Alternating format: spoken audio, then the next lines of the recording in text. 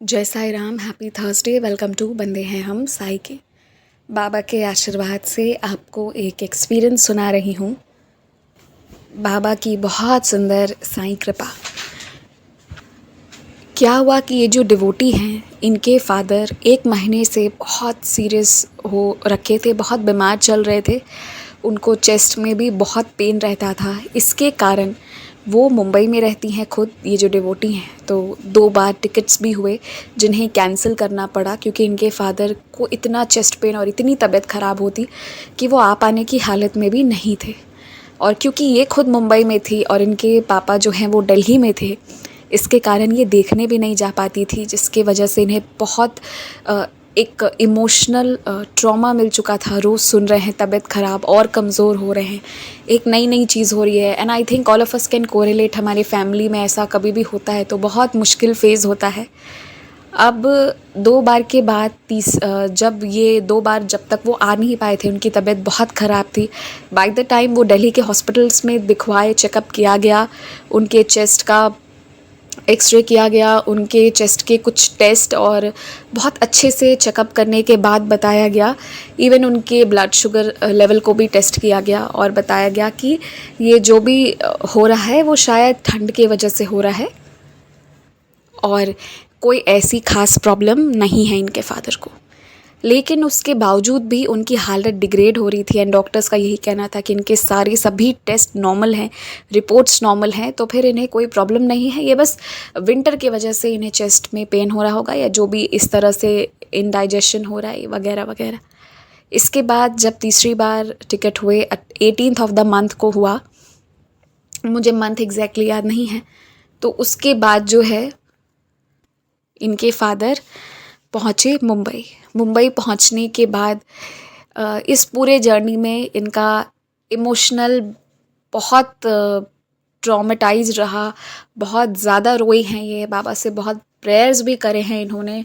तो अपने फादर को उस हालत में देखकर ये बहुत रोई थी कि ये क्या हो गया, और बस इनके मन में एक ही चीज़ था कि वो ज़िंदा बच जाएं, वो ठीक हो जाएं। और क्योंकि इतना दूर रहना है, ससुराल कहीं और फादर कहीं और रहते, तो रोज़ आना जाना पॉसिबल नहीं था। पर खैर, अभी वो उनकी आंखों के सामने आ गए थे, तो वो मुंबई के हॉस्पिटल में ले गए। वहाँ ले जाने के बाद, सारे रिपोर्ट्स देखने के बाद, उन्होंने अल्ट्रासाउंड सजेस्ट किया और अल्ट्रासाउंड करने पर पता चला कि उनके लिवर में एक सिस्ट है। अब उनके लिवर में जो भी कुछ नया बना हुआ दिख रहा था, ये क्या है, ये नॉर्मल है या फिर ये मैलिग्नेंट है, कैसा ट्यूमर है, ये क्या है, अब इस पर टेस्ट हो रही थी। आप लोग समझ सकते हैं, बहुत सारी चीज़ें उठती हैं। इन्हें और डर लगना शुरू हुआ और इन्हें कुछ बीमारियों का अंदाज़ा होना शुरू हुआ, क्योंकि वो बहुत कमज़ोर भी होते चले गए थे। सिम्टम्स वही बता रही थी, डर बहुत ज़्यादा लग रहा था। फिर डॉक्टर्स जो हैं उन्होंने टेस्ट किया और उन्होंने कहा कि हम इसका ऑपरेशन करेंगे और उसके बाद जो है वो बताई जाएगी कि ये क्या है। हम ऑपरेशन करके पहले हटा देते हैं और फिर ना उसी का एक पार्ट की फिर बायोप्सी की जाती है। फिर वो बताते हैं कि वो मैलिग्नेंट है या क्या है, जो भी है, वो ट्यूमर या नॉर्मल है, कुछ भी नहीं है। तो फिर ये सारी चीज़ें होने वाली थी। ऑपरेशन के नाम से ये बहुत परेशान थी, पर इन्होंने अपने फादर को नहीं बताया। वो वैसे ही बहुत कमज़ोर हो चुके थे, कैसे सरवाइव करेंगे ऑपरेशन ये भी पता नहीं था। खैर, इस पूरी जर्नी में क्योंकि हॉस्पिटल के बहुत पास इनकी मासी का घर था, तो ये सब लोग वहाँ रहना शुरू कर दिए थे। ये अपने घर पर नहीं रह रही थी, बिकॉज़ यू नो मुंबई और मुंबई की ट्रैफ़िक, तो बहुत ज़्यादा समय वेस्ट होता है। अभी ये अपनी मासी के घर पे रहती थी, तो वहाँ बगल में साई मंदिर था and I think Mumbai is blessed कि वहाँ आसपास बहुत सारे साई टेम्पल होते हैं। तो मुझे इस बात को लेकर कभी कभी थोड़ी सी जेलसी होती है मुंबई वालों से। तो अभी इनका भी यही था, ये एक अच्छा चीज़ था कि बाबा के बगल में इनके घर के बगल में बाबा थे। तो फिर ये रोज़ जाती आती, प्रसाद लाती, बाबा की ऊदी लाती। आई रिपीट, ये रोज़ जाती आती, प्रसाद लाती, बाबा की उदी लाती और रोज़ अपने फादर को देती। रोज़ बाबा से प्रेयर करती, बाबा ठीक कर दो। और इनके प्रेयर में एक शब्द और रहता था कि बाबा बिना ऑपरेशन के ठीक कर दो। रोज़ बोलती, यही बात बोलती, बार बार बोलती। जब प्रेयर करती, बाबा ठीक कर दो, बाबा ऑपरेशन के बिना ठीक हो जाए। फिर अगली बार जब डॉक्टर बुलाए और उसके बाद इनके फादर अंदर गए हुए थे।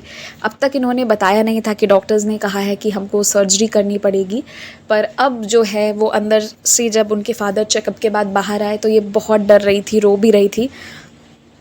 कि अब तो पक्का इनको भी मालूम हो गया होगा कि ऑपरेशन होना है। अभी तक तो छुपा लिया था हमने, पर आगे हम नहीं छुपा पाएंगे। पर ये इनके फादर जैसे बाहर आए तो इन्होंने पूछा कि क्या बोले डॉक्टर, जिस पर इनके फादर ने जो रिप्लाई दिया वो ऐसा लगा बाबा ने इनकी प्रार्थना सुन ली हो।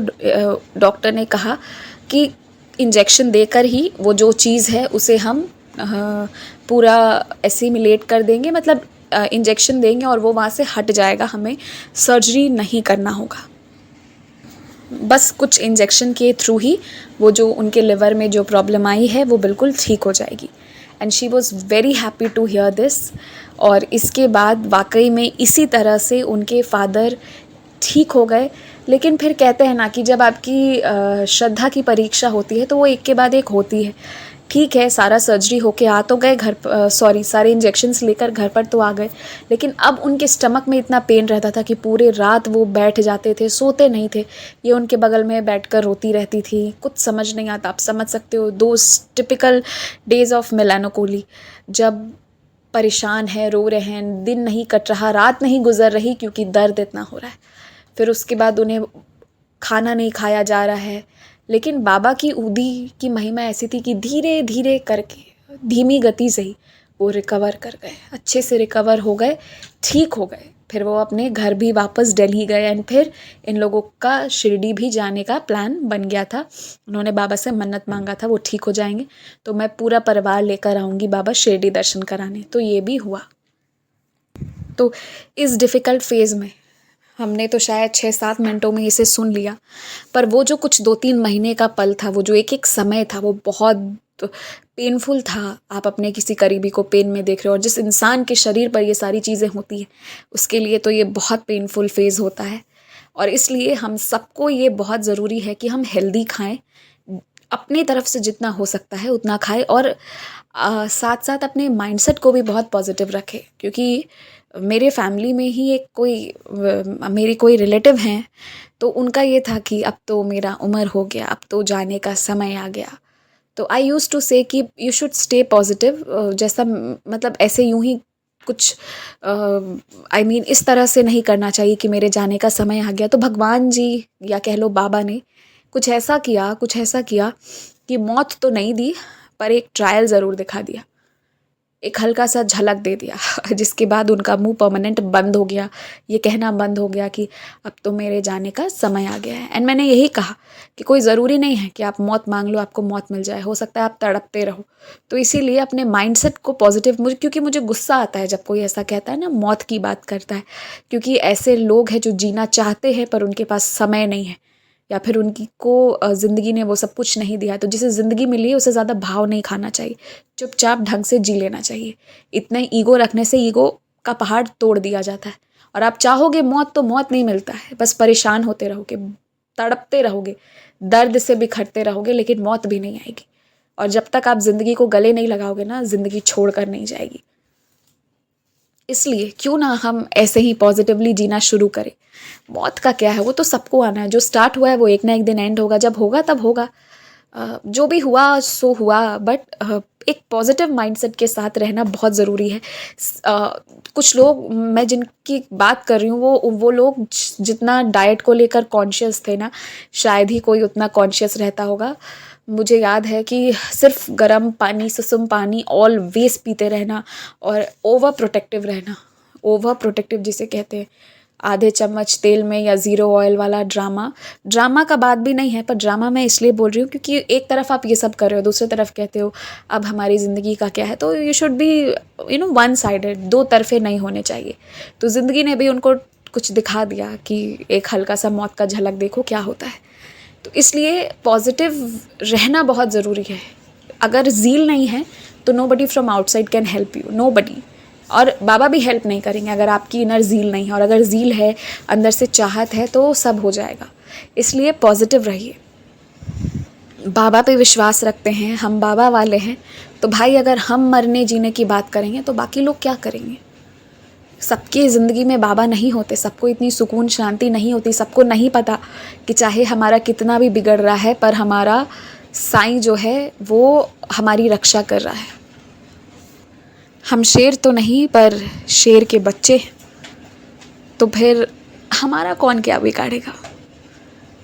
तो इसलिए डरिए मत, बाबा साथ हैं।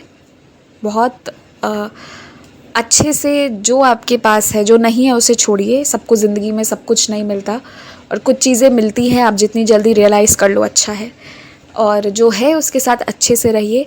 Don't always look for sadness. दुख मनाने के बहुत सारे कारण हैं और सबके पास कुछ ना कुछ है, चाहे आप हो, मैं हूँ, कोई भी हो। पर अगर हम ध्यान ना दें, हम सिर्फ साईं पर ध्यान दें, अपने बाबा पर ध्यान दें, तो फिर ज़िंदगी खूबसूरत है, बहुत खूबसूरत है। जय साईं राम।